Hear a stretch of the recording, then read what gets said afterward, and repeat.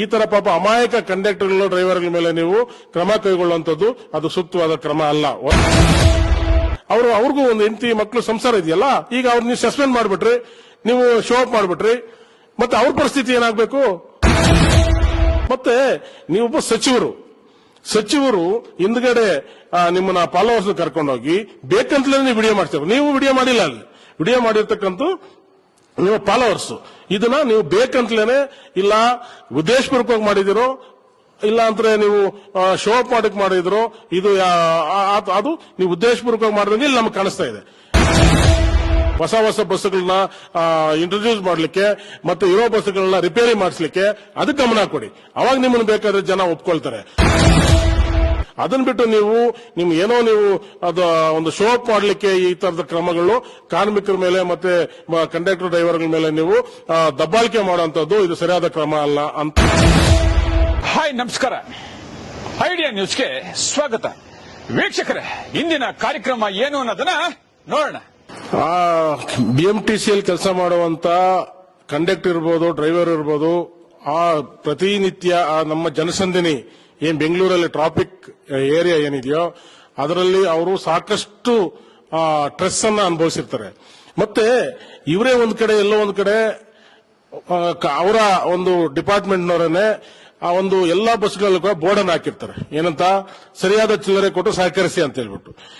ಇವರು ಆ ಡಿಪಾರ್ಟ್ಮೆಂಟ್ ನ ಒಬ್ಬ ಸಚಿವರಾಗಿ ಆ ಒಂದು ನಿಯಮವನ್ನು ಇವರೇ ಪಾಲನೆ ಮಾಡದೇ ಇದ್ದಾಗ ಬರೀ ₹6ಗೆ ₹100 ಟಿಕೆಟ್ ಅನ್ನ ನೋಟನ್ನ ಕೊಟ್ಟು ಅವ್ರ ಪಾಪ ₹94 ಎಲ್ಲಿಂದ ತಂದು ಕೊಡ್ತಾರೆ ಬೆಳಗ್ಗೆ ಹೇಳ್ರಿ? ಅದು ಒಂದೇ ಸ್ಟಾಪ್ ಅಲ್ಲಿ ಇವರು ಇಳ್ಕಂತದ್ದು. ಇವು ಒಂದು ರೀತಿಯಾಗಿ ಇವ್ರು ಏನಾದ್ರು ಆ ಜನಗಳ ಒಂದು ಸಮಸ್ಯೆಗಳನ್ನ, ಪ್ರಯಾಣಿಕರ ಸಮಸ್ಯೆಗಳನ್ನ ಆಲಿಸಬೇಕು ಅನ್ನೋಂತ ಒಂದು ಇವ್ರಿಗೆ ನಿಜವಾದ ಕಾಳಜಿ ಇದ್ದಿದ್ರೆ ಅದಕ್ಕೆ ಬೇರೆ ದಾರಿಗಳು ಇರ್ತಾ ಇದ್ವು. ಇದನ್ನ ಇವರು ಮಾಸ್ಕ್ ಹಾಕೊಂಡು ಮುಕ್ತಿ ರೂಪದಲ್ಲಿ ಹೋಗಿ ಇವ್ರನ್ನ ಬೇಕಂತಲೇ ಅವ್ರನ್ನ ಟಾರ್ಗೆಟ್ ಮಾಡೋ ರೀತಿಯಲ್ಲಿ ಇವತ್ತು ಬಿಂಬಿಸಲಾಗ್ತಾ ಇದೆ. ಅದು ಸರಿಯಾದ ಕ್ರಮ ಅಲ್ಲ. ಅಲ್ಲಿ ಕೆಲಸ ಮಾಡುವಂತವ್ರನ್ನ ಸಾರಿಗೆ ಇಲಾಖೆ ಕಾರ್ಮಿಕರಂತಾನೆ ಇವ್ರು ಪರಿಗಣಿಸೋದು. ಅವ್ರು ಕೊಡುವಂತ ಒಂದು 17,000-18,000 ಸಾವಿರ ಸಂಬಳದಲ್ಲಿ ಅವ್ರ ಪಾಪ ಅವರ ಹೆಂಡತಿ ಮಕ್ಕಳು ಅವರ ಸಂಸಾರ 126 ತಾಪತ್ರಗಳಿರ್ತವೆ. ಇವರು ಬೆಳಗ್ಗಿಂದ ಸಾಯಂಕಾಲವರೆಗೂ ಈ ಟ್ರಾಫಿಕ್ ಏರಿಯಾಗಳಲ್ಲಿ ಅವರು ಕೆಲಸ ಮಾಡಿಕೊಂಡು ಸಾಕಷ್ಟು ಸ್ಟ್ರೆಸ್ ಇದ್ದಾಗ ಅಂತವ್ರನ್ನ ನೀವು ಏನೂ ಮಾನದಂಡ ಮಾಡದೆ ಅವ್ರಿಗೆ ಒಂದು ನೋಟಿಸ್ ಕೊಡದೇನೆ ಅವ್ರನ್ನ ಮತ್ತು ಎಕ್ಸ್ಪ್ಲನೇಷನ್ ಕೇಳ್ದೇನೆ ಮತ್ತೆ ಅವ್ರಿಗೆ ನೀವು ಏಕಾಏಕಿ ಅವ್ರನ್ನ ಸಸ್ಪೆಂಡ್ ಮಾಡಿಬಿಟ್ರೆ ಅವ್ರದ್ದು ಒಂದು ಜೀವನ ಅಲ್ವಾ, ಅವ್ರಿಗೂ ಒಂದು ಸಂಸಾರ ಇರಲ್ವಾ? ಅವರ ಒಂದು ನೋವನ್ನು ಯಾರು ಆಲಿಸ್ತಾರೆ?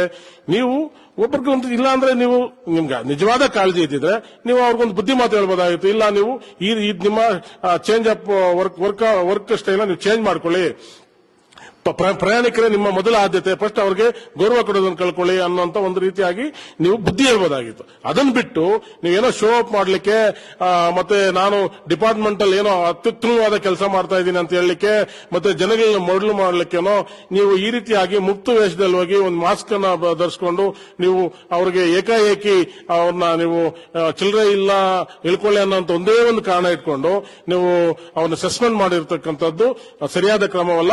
ಇದನ್ನ ನಾವು ಬಲವಾಗಿ ನಾಡಿನ ಪ್ರಜೆ ಆಗಿ ನಾನು ಖಂಡಿಸ್ತೇನೆ. ನಿಮಗೆ ಡಿಪಾರ್ಟ್ಮೆಂಟ್ ನ ಉದ್ಧಾರ ಮಾಡಬೇಕು ಮತ್ತು ಡಿಪಾರ್ಟ್ಮೆಂಟ್ ನ ಅಭಿವೃದ್ಧಿ ಪಥದ ಕರ್ಕೊಂಡು ಹೋಗಬೇಕು ಅನ್ನೋಂತ ನಿಮ್ಗೆ ನಿಜವಾದ ಕಾಳಜಿ ಇದ್ರೆ ನೀವು ಆ ಡಿಪೋ ಒಳಗಡೆ ಹೋಗಿ ಆ ಡಿಪೋ ಮ್ಯಾನೇಜರ್ಗಳಿರ್ಬೋದು, ಅಲ್ಲಿನ ಮೇಲಾಧಿಕಾರಿಗಳಿರ್ಬೋದು, ಈಗ ದುಡಿಯುವಂತ ಕಂಡಕ್ಟರ್ಗಳಿಗೆ ಡ್ರೈವರ್ಗಳಿಗೆ ಯಾವ ರೀತಿಯಾದಂತ ಕಿರುಕುಳ, ಹಿಂಸೆ ಮತ್ತೆ ಸ್ಟ್ರೆಸ್ ಮತ್ತೆ ಓವರ್ಲೋಡ್ ಕೆಲಸ ಯಾವ ರೀತಿ ಅವ್ರ ಮೇಲೆ ಏರ್ತಾ ಇದ್ದಾರೆ ಅನ್ನೋಂಥದ್ದು ನೀವು ಅಲ್ಲಿ ಒಂದು ದಿವಸ ಹೋಗಿ ಡಿಪೋದಲ್ಲಿ ನೀವು ಮುಕ್ತ ವೇಷದಲ್ಲಿ ಇಲ್ಲಿ ಹೋಗಿದ್ರಲ್ಲ ಬಸ್ಸಲ್ಲಿ, ಜನ ಇಲ್ಲದೆ ಇರುವಂತ ಬಸ್ಸಲ್ಲಿ, ಹಂಗಲ್ಲ. ನೀವು ಅಲ್ಲಿ ಬೆಳಗ್ಗೆ ಸಾಯಂಕಾಲ ಅಲ್ಲಿನ ಮೇಲಾಧಿಕಾರಿಗಳು ಏನು ಡಿಪೋ ಮ್ಯಾನೇಜರ್ಗಳು ಅಲ್ಲಿನ ಕಾರ್ಮಿಕರಿಗೆ ಮತ್ತೆ ಕಂಡಕ್ಟರ್ಗಳಿಗೆ ಮತ್ತೆ ಡ್ರೈವರ್ಗಳಿಗೆ ಯಾವ ರೀತಿ ಸ್ಟ್ರೆಸ್ ಕೊಡ್ತಾ ಇದ್ದಾರೆ, ಯಾವ ರೀತಿ ಕಿರುಕುಳ ಕೊಡ್ತಾ ಇದ್ದಾರೆ, ಮಾನಸಿಕ ಹಿಂಸೆ ಕೊಡ್ತಾ ಇದ್ದಾರೆ ಅನ್ನೋದನ್ನ ನೀವು ಅಲ್ಲಿ ಹೋಗಿ ಒಂದ್ಸತಿ ನೋಡಬೇಕು. ಆಮೇಲೆ ನೀವು ಅದನ್ನು ಸರಿಪಡಿಸಬೇಕೇ ವಿನಃ ಈ ತರ ಪಾಪ ಅಮಾಯಕ ಕಂಡಕ್ಟರ್ಗಳು ಡ್ರೈವರ್ಗಳ ಮೇಲೆ ನೀವು ಕ್ರಮ ಕೈಗೊಳ್ಳುವಂತದ್ದು ಅದು ಸೂಕ್ತವಾದ ಕ್ರಮ ಅಲ್ಲ. ಈಗ ಇಲ್ಲಿ BMTCಯಲ್ಲಿ ಮತ್ತು ಬೆಂಗಳೂರು ಮಹಾನಗರ ಪಾಲಿಕೆಯಲ್ಲಿ ಸಂಚೆ ಸಂಚರಿಸ್ತಾ ಇರ್ತಕ್ಕಂಥ ಬಸ್ಗಳ ಕಂಡೀಷನ್ ಹೇಗಿದೆ ಅಂತಂದ್ರೆ, ನೀವು ಪ್ರತಿನಿತ್ಯ ಯಾವುದೋ ಒಂದಲ್ಲ ಒಂದು ಸಮಸ್ಯೆಗಳನ್ನ ನಾವು ಕೇಳ್ತಾ ಇದೀವಿ.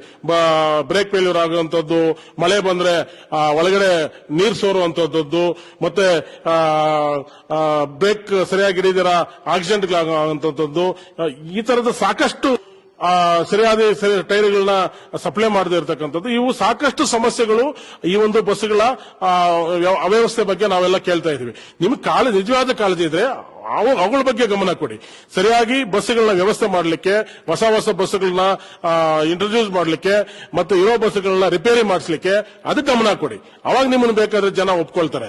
ಅದನ್ನ ಬಿಟ್ಟು ನೀವು ಏನೋ ಅದು ಒಂದು ಶೋ ಅಪ್ ಮಾಡಲಿಕ್ಕೆ ಈ ತರದ ಕ್ರಮಗಳು ಕಾರ್ಮಿಕರ ಮೇಲೆ ಮತ್ತೆ ಕಂಡಕ್ಟರ್ ಡ್ರೈವರ್ಗಳ ಮೇಲೆ ನೀವು ದಬ್ಬಾಳಿಕೆ ಮಾಡುವಂತದ್ದು ಇದು ಸರಿಯಾದ ಕ್ರಮ ಅಲ್ಲ ಅಂತ. ಬೇಕಾದಷ್ಟು UPI ಕೋಡ್ಗಳೆಲ್ಲ ಎಲ್ಲ ಬಸ್ಗಳಲ್ಲಿ ನೀವು ಸಪ್ಲೈ ಮಾಡಿದ್ದೀರಿ. ಇದು ನಿಮ್ಗೊಂದು ಅದು ಚಿಲ್ಲರೆ ಇಲ್ಲ ಅನ್ನುವಂಥದ್ದು ಒಂದು ಸಮಸ್ಯೆನೇ ಅಲ್ಲ. ನೀವೇನೇ UPI ಕೋಡ್ಗಳನ್ನ ಅವ್ರಿಗೆಲ್ಲರಿಗೂ ಕೂಡ ಸಪ್ಲೈ ಮಾಡಿದಿರಿ, ಮತ್ತೆ ಎಲ್ಲಾ ಬಸ್ಗಳಲ್ಲಿ ಕೂಡ ನೀವು ಸ್ಕ್ಯಾನರ್ಗಳು ಹಾಕಿದಿರಿ. ಹಂಗಿದ್ದಾಗ ಚಿಲ್ಲರೆ ಪ್ರಾಬ್ಲಮ್ ಯಾಕೆ ಅದನ್ನ ಹಾಕಿದಿರಿ ಅಂತಂದ್ರೆ, ಈಗ ಏನಲ್ಲಿ ಮೂಲ ನೀವು ಏನು ಅವ್ರ ಮೇಲೆ ನೀವು ಅಲಿಗೇಷನ್ ಮಾಡ್ತಾ ಇದೀರಲ್ಲ, ಚಿಲ್ಲರೆ ಕೊಡ್ಲಿಲ್ಲ ಇಲ್ದು ಬಿಡಿ ಅಂತ, ಅದು ಆತರ ಆಗಬಾರ್ದು, ಆತರ ಸಮಸ್ಯೆ ಆಗಬಾರ್ದು ಅಂತ ನೀವು QR ಕೋಡ್ ನಿಕ್ಕಿರತಕ್ಕಂಥದ್ದು. ಮತ್ತೆ ಅವ್ರಿಗೂ ಕೂಡ ಇದರಲ್ಲಿ QR ಕೋಡ್ ಪ್ಯಾಡ್ ಅನ್ನ ಕೊಟ್ಟಿದ್ದೀರಿ. ನೀವು ಕೊಡ್ಬೋದಾಗಿತ್ತಲ್ಲ, ನೀವು ಸ್ಕ್ಯಾನ್ ಮಾಡಬಹುದಾಗಿತ್ತಲ್ಲ. ನೀವೇ ಮಾಡಿರ್ತಕ್ಕಂಥ ಕಾನೂನು ತಾನೇ ಅದು. ಮತ್ತೆ ಅವ್ರ ಮೇಲೆ ಯಾಕೆ ನೀವು ದಬ್ಬಾಳಿಕೆ ಮಾಡ್ತೀರಾ? ಬಡಪಾಯಿಗಳ ಮೇಲೆ. ಅವ್ರಿಗೂ ಒಂದು ಹೆಂಡತಿ ಮಕ್ಕಳು ಸಂಸಾರ ಇದೆಯಲ್ಲ, ಈಗ ಅವ್ರು ನೀವು ಸಸ್ಪೆಂಡ್ ಮಾಡ್ಬಿಟ್ರಿ, ನೀವು ಶೋ ಅಪ್ ಮಾಡ್ಬಿಟ್ರಿ, ಮತ್ತೆ ಅವ್ರ ಪರಿಸ್ಥಿತಿ ಏನಾಗಬೇಕು? ಅವ್ರ ಹೆಂಗ್ ಜೀವನ ಮಾಡಬೇಕು? ಇದು ನೀವು ಮಾಡ್ತಾ ಇರ್ತಕ್ಕಂಥ ಸರಿಯಾದ ಕ್ರಮ ಅಲ್ಲ. ಇದು ನಿಮ್ಮ ವರ್ಕ್ ಸ್ಟೈಲು, ನಿಮ್ಮನ್ನ ನೀವು ಬಿಂಬಿಸ್ಕೊಳ್ಳಿಕ್ ಮಾಡಿರ್ತಕ್ಕಂಥದ್ದು. ಇದ್ಯಾವುದೋ ನಿಮ್ಗೆ ನಿಜವಾದ ಕಾಳಜಿ ನಮ್ಗೆ ಇದರಲ್ಲಿ ಕಾಣಿಸ್ತಾ ಇಲ್ಲ. ಮತ್ತೆ ನೀವೊಬ್ಬ ಸಚಿವರು ಹಿಂದ್ಗಡೆ ನಿಮ್ಮನ್ನ ಫಾಲೋವರ್ಸ್ ಕರ್ಕೊಂಡೋಗಿ ಬೇಕಂತಲೇ ನೀವು ವಿಡಿಯೋ ಮಾಡ್ತೀರ. ನೀವು ವಿಡಿಯೋ ಮಾಡಿಲ್ಲ, ಅಲ್ಲಿ ವಿಡಿಯೋ ಮಾಡಿರ್ತಕ್ಕಂಥ ನಿಮ್ಮ ಫಾಲೋವರ್ಸ್. ಇದನ್ನ ನೀವು ಬೇಕಂತಲೇನೆ ಇಲ್ಲ ಉದ್ದೇಶಪೂರ್ವಕವಾಗಿ ಮಾಡಿದಿರೋ, ಇಲ್ಲ ಅಂದ್ರೆ ನೀವು ಶೋ ಅಪ್ ಮಾಡಿದ್ರು, ಇದು ಅದು ನೀವು ಉದ್ದೇಶಪೂರ್ವಕವಾಗಿ ಮಾಡಿದಂಗೆ ಇಲ್ಲಿ ನಮ್ಗೆ ಕಾಣಿಸ್ತಾ ಇದೆ. ಯಾಕಂತಂದ್ರೆ ನೀವು ಮಾಸ್ಕ್ ಹಾಕಿದ್ರೆ ಕೂತಿದ್ದೀರಾ, ಬಟ್ ನಿಮ್ ಹಿಂದ್ಗಡೆ ಇರೋರು ಯಾರು ವಿಡಿಯೋ ಮಾಡಿದ್ರು? ನೀವೇ ಸಚಿವರು ಅಂತ ಯಾರು ಕಂಡು ಹಿಡಿದ್ರು? ನೀವು ಯಾರನ್ನ ಕರ್ಕೊಂಡೋಗಿದ್ದೀರಾ, ಅವ್ರ ಮೂಲಕ ನೀವು ಇದು ಮಾಡಿದ್ದೀರಾ. ಇದು ಸರಿಯಾದ ಕ್ರಮ ಅಲ್ಲ. ಈಗ ಎಲ್ಲ ಸ್ಪೆಷಾಲಿಟೀಸ್ ಅನ್ನು ಕೂಡ ಎಲ್ಲಾ ಡಿಪಾರ್ಟ್ಮೆಂಟ್ಗಳಲ್ಲಿ ಅವ್ರದೇ ಆದಂತ ವರ್ಕ್ ಸ್ಟೈಲ್ ನ ಸ್ಟ್ರೆಸ್ ಕಡಿಮೆ ಮಾಡಲಿಕ್ಕೆ ವ್ಯವಸ್ಥೆಗಳು ಮಾಡಿದ್ದಾರೆ. ಈಗ ಇವರೇನೆ QR ಕೋಡ್ ಸ್ಕ್ಯಾನರ್ಗಳು ಎಲ್ಲಾ ಬಸ್ಗಳಲ್ಲಿ ಅಂಟಿಸಿದ್ದಾರೆ.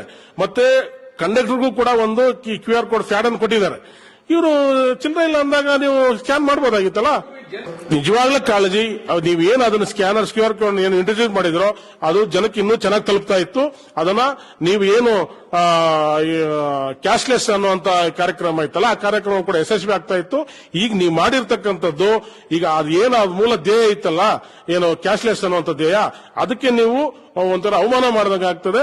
ಅದನ್ನ ನೀವೇ ವೈಲೇಷನ್ ಮಾಡಿದಂಗೆ ಆಗ್ತದೆ. ಒಬ್ಬ ಸಚಿವರಾಗಿ ಏನ್ ಮಾಡಬೇಕಾಗಿತ್ತೋ ಅದ್ರ ವಿರುದ್ಧ ನೀವು ಮಾಡ್ತಾ ಇದ್ದೀರಾ.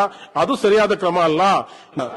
ಇಳಿದು ಬಿಡು ಅನ್ನುವಂಥದ್ದು ಅವ್ರಿಗೆ ಸಾಕಷ್ಟು ದಿನನಿತ್ಯ ಆ ಕಂಡಕ್ಟರ್. ಯಾಕಂದ್ರೆ ನಾವು ಯಾವತ್ತೋ ಒಂದ್ ದಿವಸ ಹೋಗ್ತೀವಿ ಬರ್ತೀವಿ, ಒಂದು ದಿವಸ ಹೋಗಿ ಬಂದಿದ್ದ ಮಾತ್ರಕ್ಕೆ ಅಲ್ಲಿ ಏನ್ ಸಮಸ್ಯೆಗಳಿದೆ ಅಂತ ನಮ್ಗೆ ಗೊತ್ತಾಗಲ್ಲ. ಈ ಕಂಡಕ್ಟರ್ಸ್ ಮತ್ತೆ ಡ್ರೈವರ್ಸ್ ಪ್ರತಿನಿತ್ಯನೂ ಸಾವಿರಾರು ಜನ ಪ್ಯಾಸೆಂಜರ್ಸ್ ಪ್ರಯಾಣಿಕರನ್ನ ನೋಡ್ತಾ ಇರ್ತಾರೆ. ಅದರಲ್ಲಿ ವಿಧವಾದಂತ ಪ್ರಯಾಣಿಕರು ಇರ್ತಾರೆ. ಕೆಲವರು ಬೇಕಂತಲೇನೆ ಜಗಳ ಮಾಡಬೇಕು, ಬೇಕಂತಲೇನೆ ಇವ್ರ ಮೇಲೆ ಕಿರಿಕ್ ಮಾಡಬೇಕು ಅನ್ನೋಂತ ಪ್ರಯಾಣಿಕರು ಬರ್ತಾರೆ. ಮತ್ತೆ ನಾವೀಗ ನಮ್ಮ ಮುಂದೆ ಎಷ್ಟೋ ಉದಾಹರಣೆಗಳಿದಾವೆ. ಕಂಡಕ್ಟರ್ಗಳನ್ನ ಹೊಡೆದಿರ್ತಕ್ಕಂಥದ್ದು ಉದಾಹರಣೆಗಳಿದಾವೆ. ಅವರ ಶರ್ಟ್ಗಳು ಬಟನ್ ಕಿತ್ತಾಕಿರೋದು ನಮ್ಮ ಹತ್ರ ಉದಾಹರಣೆ ಇದಾವೆ. ಅವ್ರಿಗೆ ಮುಖದ ಮೇಲೆ ಉಗಿದಿರುವಂತ ಉದಾಹರಣೆಗಳು ಸಾಕಷ್ಟು ಉದಾಹರಣೆಗಳಿದಾವೆ. ಅಂದ್ರೆ ಅವರು ಜನಗಳ ಮಧ್ಯೆ ಕೆಲಸ ಮಾಡುವಂತವ್ರು, ಜನಗಳ ಪ್ರತಿನಿತ್ಯ ಬೆಳಗಿಂದ ಸಾಯಂಕಾಲವರೆಗೂ ಆ ಪ್ರಯಾಣಿಕರು ವಿಧವಾದ ಪ್ರಯಾಣಿಕರು ಕೆಲಸ ಮಾಡುವಂತವ್ರು. ಅವ್ರಿಗೆ ಸಾಕಷ್ಟು ಅವ್ರಿಗೆ ಒಂದು ಟ್ರೆಸ್ ಇರ್ತದೆ. ಆ ಟ್ರೆಸ್ ಮಧ್ಯೆ ನೀವು ಅವ್ರನ್ನ ಕೂಲಂಕುಷವಾಗಿ ಅವ್ರ ಹತ್ರ ಮಾತಾಡಿ ಒಂದು ಬುದ್ಧಿ ಹೇಳ್ಬೋದಾಗಿತ್ತು. ಬುದ್ಧಿ ಹೇಳ್ದಿರಾ ನೀವು ಏನೋ ಅಧಿಕಾರ ಇದೆ ಅನ್ನುವಂಥದ್ದು ನಿಮ್ಮ ಅಧಿಕಾರ ದರ್ಪವನ್ನು ತೋರಿಸಿ ಆ ಬಡಪಾಯಿನ ಜೀವನವನ್ನ ಹಾಳು ಮಾಡ್ಲಿಕ್ಕೆ ನೀವು ಏನ್ ಮಾಡ್ಬೇಕನ್ನೆಲ್ಲನೂ ನೀವು ಮಾಡಿದಿರಿ. ಇದು ನಾವು ಸಹಿಸಲ್ಲ. ಇನ್ನು ಮುಂದೆ ನಿಮ್ಮ ವರ್ಕ್ ಆಫ್ ಸ್ಟೈಲ್ ಚೇಂಜ್ ಮಾಡ್ಕೊಳ್ಳಿಲ್ಲ ಅಂತಂದ್ರೆ ಅದು ನಾವು ನಿಮ್ಮ ವಿರುದ್ಧ ಉಗ್ರವಾದಂತಹ ಹೋರಾಟವನ್ನು ಮಾಡಲಿಕ್ಕೆ ನಾವು ತಯಾರಿದ್ದೀವಿ. ವೀಕ್ಷಕರೇ, ಇಂತಹ ವಿಡಿಯೋಗಳು ನೋಡಬೇಕಾದ್ರೆ ಐಡಿಯಾ ನ್ಯೂಸ್ ಅನ್ನ ಸಬ್ಸ್ಕ್ರೈಬ್ ಮಾಡಿ, ಶೇರ್ ಮಾಡಿ, ಲೈಕ್ ಮಾಡಿ.